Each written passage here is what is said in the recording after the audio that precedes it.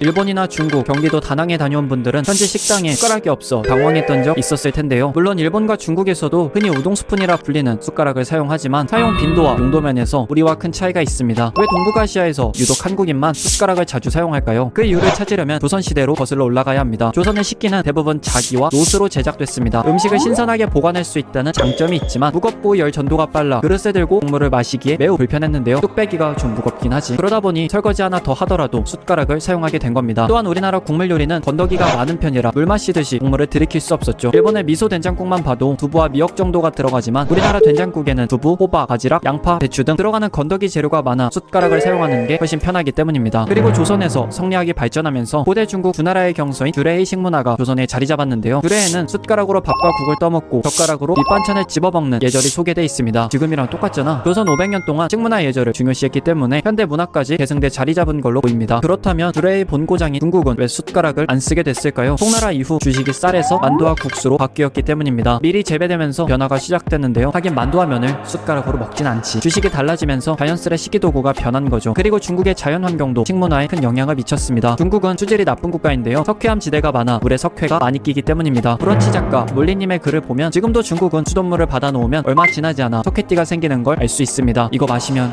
우리 죽는 거다. 석회물을 팔팔 끓여도 석회 성분은 사라지지 않기 때문에 곡물 요리보다 볶음과 튀김 요리가 발전한 셈인데요. 국이 없어지니 밥 먹을 때 숟가락이 필요 없어진 겁니다. 한편 일본의 역사는 어떨까요? 일본은 예부터 가벼운 나무 식기를 사용해 왔습니다. 도자기 제작 기술이 부족했기 때문인데요. 나무 식기는 내구성이 부족하다는 단점이 있지만 가볍고 열 전도가 크지 않아 쉽게 그릇을 들고 밥을 먹을 수 있었습니다. 일본 애니메이션 짱구는 못 말려에서 짱구가 숟가락 없이 그릇에 국물을 마시는 장면 한 번쯤 보셨죠? 이쯤에서 이런 궁금증이 생겼을 겁니다. 일본과 중국은 굴곡진 숟가락을 사용하는데 왜 한국은 평평한 숟가락을 사용하는지 말이죠. 그 이유는 숟가락 용도가 다르기 때문입니다. 일본과 중국의 숟가락은 철저히 국물 요리를 먹기 위함인데요. 반면 한국 숟가락은 밥과 반찬을 먹을 때도 사용되죠. 하긴 우동 숟가락으로 밥을 어떻게 먹냐. 이러한 이유로 같은 동북아 국가여도 숟가락 사용 빈도와 용도가 각양각색인 걸 알 수 있습니다. 얼마 전에 일본 도쿄에 다녀왔거든요. 거기서 규카치를 먹으러 갔습니다. 현지 규카치는 얼마나 맛있을까 기대를 하고 방문했죠. 한국인답게 장국을 먼저 마시려고 했는데 이게 웬걸 숟가락이 없는 거예요. 제가 일본어를 하나도 몰라서 다짜고짜 원 스푼 플리즈 이랬거든요.